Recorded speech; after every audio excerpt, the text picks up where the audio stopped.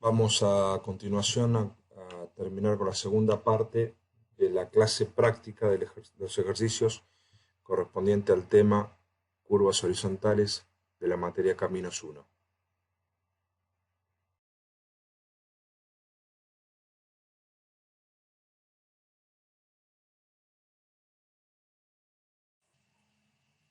Vamos a efectuar el replanteo de todos los puntos intermedios de la espiral, es decir, habíamos replanteado el punto TE, el punto EC, donde termina la espiral o curva de transición. Entonces, con los datos de longitud de la espiral 80 metros y el radio de curva 800 metros, utilizamos de Barnett la tabla 6. En esa tabla 6, ¿qué vamos a ver? Vamos a ver distintas estaciones con distintos ángulos.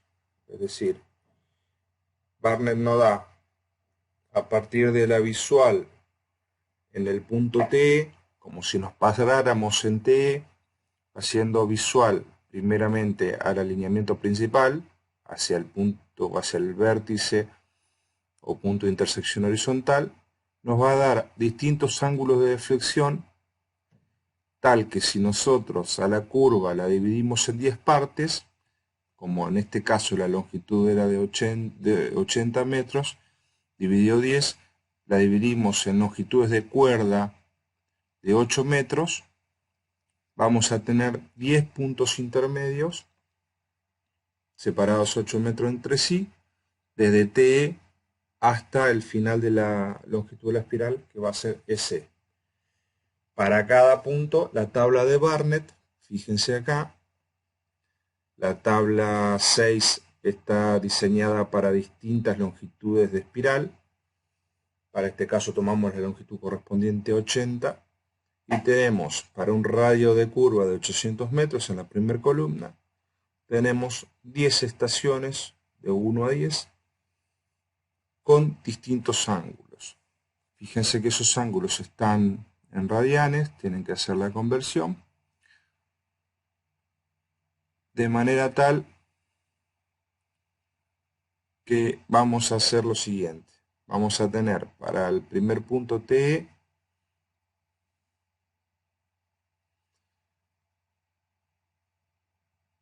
hacemos visual en TE, es como si pusiéramos ahí nuestro teodolito, medimos el ángulo alfa 1, el ángulo alfa 1 es el que nos da la primera columna de la tabla.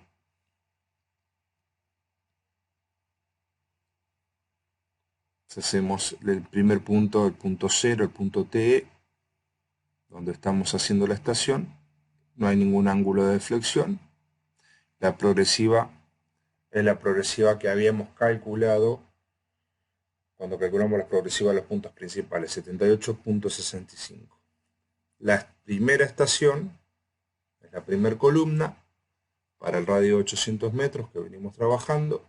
El primer ángulo de deflexión es de 36 segundos, 0 grados, 0 minutos, 36 segundos. La progresiva son 8 metros más.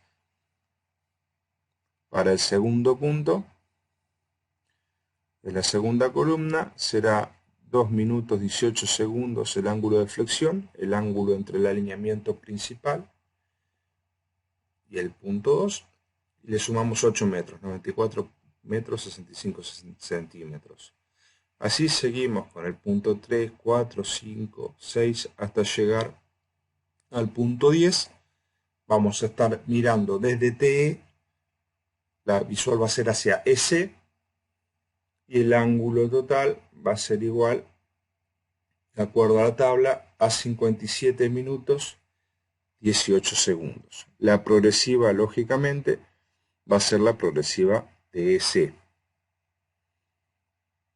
Digamos que nosotros, si tuviéramos una cinta de medir y un equipo para medir ángulos, podríamos replantear 10 puntos en esa espiral de 80 metros midiendo las cuerdas. Lógicamente, habíamos visto que la longitud de la cuerda de toda la espiral era 79 metros con 99 centímetros para la longitud de L 80 metros, con lo cual no hay prácticamente error en tomar cuerdas de longitud de 8 metros. Para el replanteo de la porción circular usamos la tabla 7, la tabla que está al lado de la tabla 6, en la misma hoja, ¿sí? Para un radio de 80 metros. Nos vamos al radio de curva de 800 metros. Y ahí vemos que nos da dos columnas, una columna C igual a 8 y una columna C igual a 16. C igual a 8, C igual a 16 es la longitud de la cuerda que tomemos entre punto y punto para el replanteo.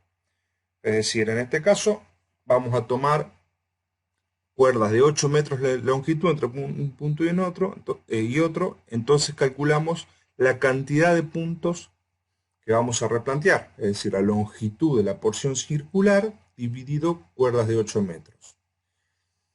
Nos da un solo ángulo porque al ser el radio constante, el ángulo de deflexión haciendo visual en el punto S siempre va a ser constante, va a ser múltiplo de un solo ángulo. O sea que el radio es constante, ¿verdad? Con lo cual, el número de puntos a replantear en la porción circular va a ser igual, en este caso, a 276 metros con 51 centímetros, que era la longitud del arco de circunferencia, dividido cuerdas de 8 metros. Nos da 34 puntos a replantear. Vamos a tener que hacer un cuadro con 34 puntos para replanteo. Cada punto va a tener un ángulo de flexión y una progresiva.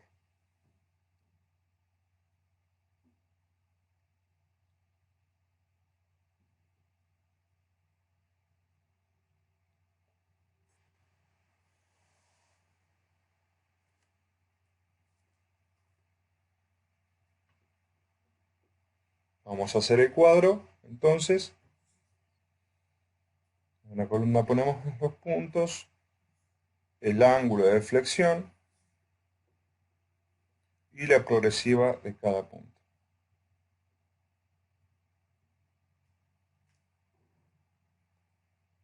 El primer punto, el punto 0, va a ser la misma estación EC. Ángulo de deflexión es 0.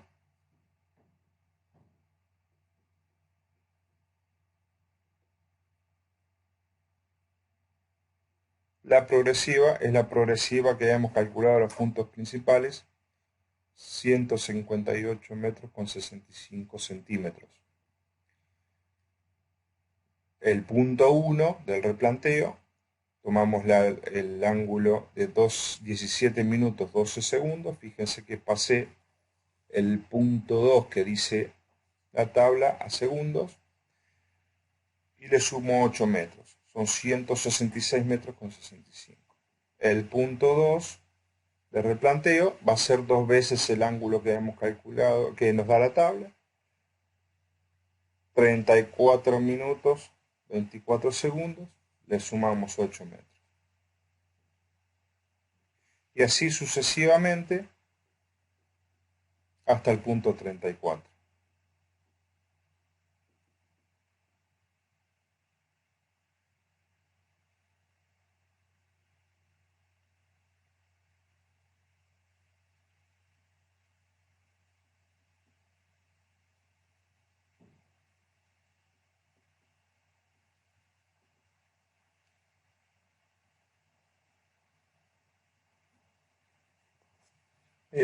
Lógicamente el punto 34 no va a ser el punto CE, la estación CE, porque no, cuando dividimos la longitud de la porción circular dividido cuerdas de 8 metros, nos llegamos a un número entero. El último punto va a ser CE directamente con la progresiva que hemos calculado cuando calculamos la progresiva de los puntos principales. 435.16.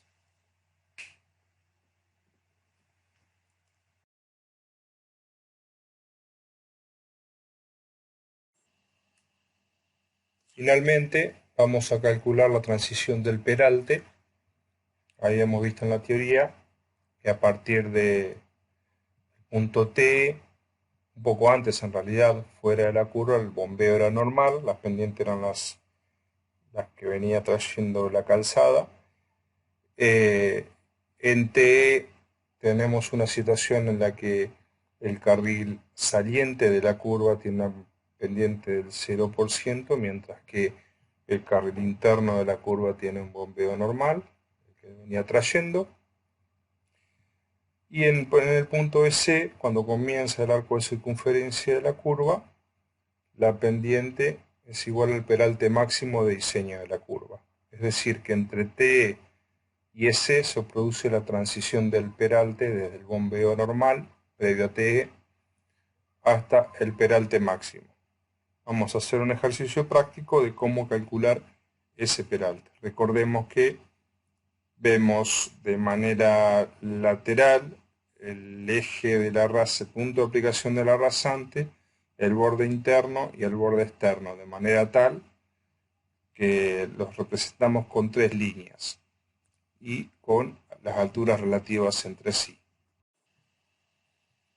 Vamos a considerar entonces la curva que gira a la derecha, como venimos siguiendo el mismo ejemplo, con lo cual vamos a tener un gráfico como el que les estoy mostrando aquí, en donde el giro va a ser alrededor del eje del camino, del punto de aplicación de la rasante.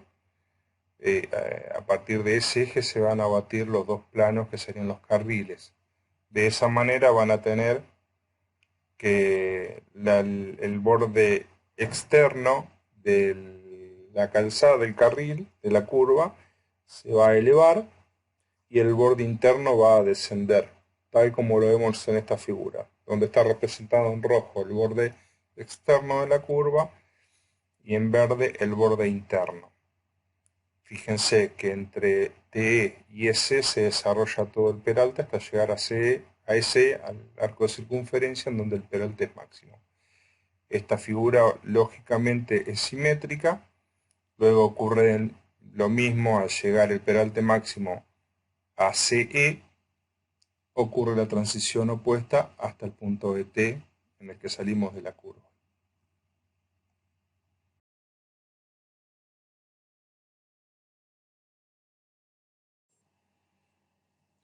Tenemos entonces como datos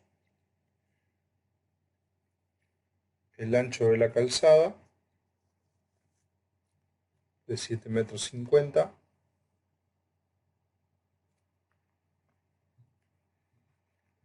el peralte máximo de 8%.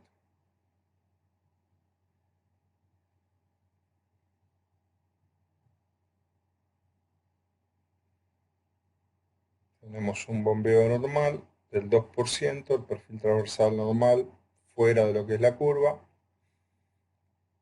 borde externo y borde interno. Recordamos que la curva gira hacia la derecha y que el peralte máximo entonces del 8% va a ser igual a una distancia vertical entre el borde interno y el borde externo de 0,60 metros.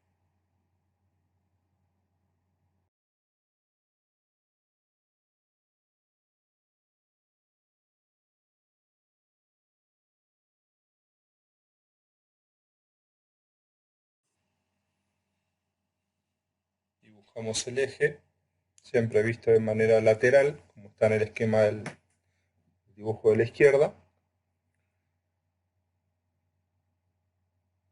Dibujamos a continuación, fuera de lo que sería la curva, el borde interno y el borde externo. Yo lo hago con colores distintos porque no tengo color verde, o sea, estoy haciéndolo justamente al revés de lo que está en el dibujo de la izquierda. El borde interno en rojo, el borde externo en un color azul. Fuera de la curva, el desnivel del 2% en cada carril, o sea, de 7,5 centímetros por debajo del eje. En ambos casos es coincidente, las dos bordes de calzada están a la misma altura.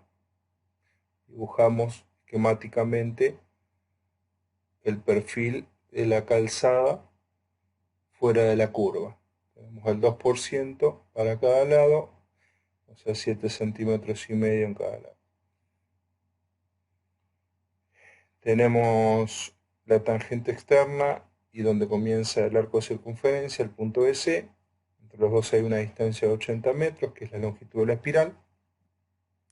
Sabemos que en el comienzo del arco de circunferencia el peralte va a ser máximo y todo el sistema, o sea, las dos trochas, los dos carriles van a rotar alrededor del eje, con lo cual el eje se mantiene invariante. Sin embargo, el borde interno, el externo, se levanta 8%.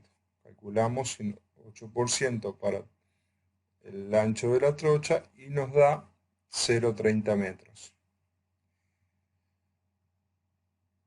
Dijimos que fuera de la curva hay 7,5 centímetros de distancia vertical entre los bordes y el eje. También dijimos que en el punto T el peralte tiene que ser 0, porque si no el vehículo que está saliendo de la curva, si tuviéramos un bombeo normal, sería negativo la pendiente para el que sale, se iría de la curva, con lo cual en ese punto tiene que ser 0. Mientras que en el punto S tiene que ser máximo. Como la transición es lineal, unimos los puntos entre TE y S y tenemos la transición del peralte del borde externo de la curva. Ahora, ¿qué pasa con el borde interno? Bueno, en este caso estoy calculando, si hacemos el desnivel dividido la longitud de la espiral, tenemos la pendiente, o sea, el cambio de transición de una pendiente, esa pendiente es de 1 en 2,67. En cuanto al borde interno, hasta que no está coplanar con el borde externo, es decir, borde externo, eje y borde interno en un mismo punto, el borde interno no empieza a batirse, no empieza a girar a partir del eje. En el punto en que los tres bordes están en el mismo plano, es decir, en el 2% de pendiente, ahí empieza a moverse el borde interno. Como habíamos visto, la situación es simétrica a partir del abatimiento del eje en el punto S, con lo cual unimos ese máximo de peralte en S con el punto donde comienza a incrementarse a más del 2% la pendiente del borde interno. De esa manera hemos dibujado la transición del peralte en la curva a partir del abatimiento en el eje. Fuera de lo que es la curva, el borde externo en una distancia menor a 20 metros, tal como lo recomienda Vialidad Nacional, va a volver a su posición de ese 2% de bombeo normal que teníamos afuera de la curva. Así está dibujado, calculado la transición del peralte. Obviamente este sistema es simétrico a partir del centro de curva. Finalmente, para el caso de que el giro sea a partir del borde interior de la calzada, la situación es similar. En ese caso, en el punto S, a partir del borde de calzada, calculamos el peralte total, que serían los 60 centímetros hacia arriba. A ese punto tendrán que llegar el borde exterior, mientras que el eje llegará a la mitad de ese punto. En TE, el borde exterior tiene que tener una pendiente 0, con lo cual ya trazamos directamente el borde exterior. Y el eje de la calzada empezará a elevarse cuando los tres puntos, borde interior, borde exterior y eje, estén coplanares en el mismo plano, es decir, cuando coincidan las pendientes de las dos trochas en el 2%. A partir de ahí elevamos el eje de la calzada hasta la mitad del segmento NC, hasta 30 centímetros. en este caso. Bien, de esta manera damos por concluida la práctica de curvas horizontales.